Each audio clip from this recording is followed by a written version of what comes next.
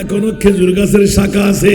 আমার বাবা দুপুরে ঝিমঝিম করে রোদ পড়তেছিল, সালাতু সালাম আদা করা শুরু করলেন। দেখা গেল প্রথম নাতের করে পড়তেই হুজুরের মাইকের আওয়াজের মতন আওয়াজ, ইয়া নবী সালাম, ইয়া রাসূল সালাম, ইয়া হাবিব সালাম, সালাওয়াতুল্লাহ আলাইকা। আওয়াজ বন্ধ। দ্বিতীয় নাত পড়লেন, আবার আওয়াজ। তৃতীয় নাত পড়লেন, আবার আওয়াজ।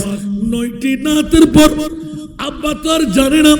ওই দিন খোদার কসম করে বলতে লাগলেন, 1000 নাত যদি আমি পড়তাম, আমার গাজী শেরে বাংলা মাজার থেকে আমাকে 4বার করে 400 বার ইয়া নবী, ইয়া রাসূল, ইয়া হাবিব, সালাওয়াতুল্লাহ আলাইকা উত্তর শোনাইতেন।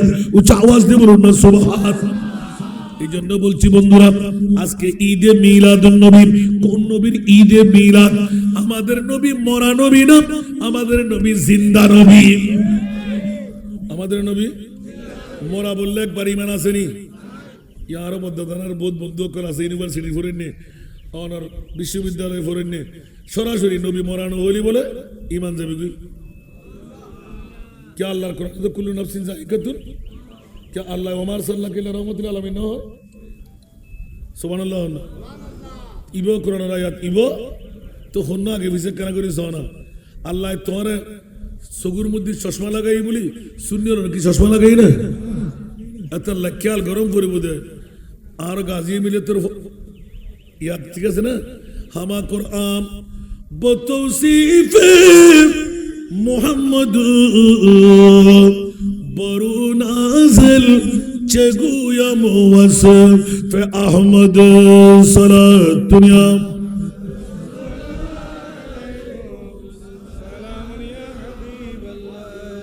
খুদার কসম, নবী শুধু জিন্দা নয়, গাজী শেরে বাংলা তো জিন্দা। হুজুর আমি আর্টিস্ট করতে পারবো না, আপনার সাথে আমি মুনাজারা করেছি, আপনি আমার জন্য দোয়া করেছেন, আমি বিজয় হতে পারিনি, আপনি আমাকে থাপ্পড় তুলেছিলেন। ওই দিন আপনার রেফাকতের মধ্যে আমি ছিলাম। উচ্চ আওয়াজ দিয়ে বলুন না সুবহান। আপনার কণ্ঠ সম্পর্কে আমার জানা আছে, জোরে বলুন না সুবহানাল্লাহ। আপনার আসলি সাউন্ড লাগবে, খোদার দোহাই দিয়ে বলছি। আর আমার মুস্তাফা জিন্দা, এটা আজকে প্রমাণ দিতে হবে।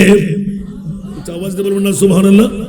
এই জন্য আলা হযরতের কলি মনে আছে তো, তু জিন্দা হে ওয়াল্লাহ, তু জিন্দা হে ওয়াল্লাহ। ও আরে কি বয়স হোসেন নো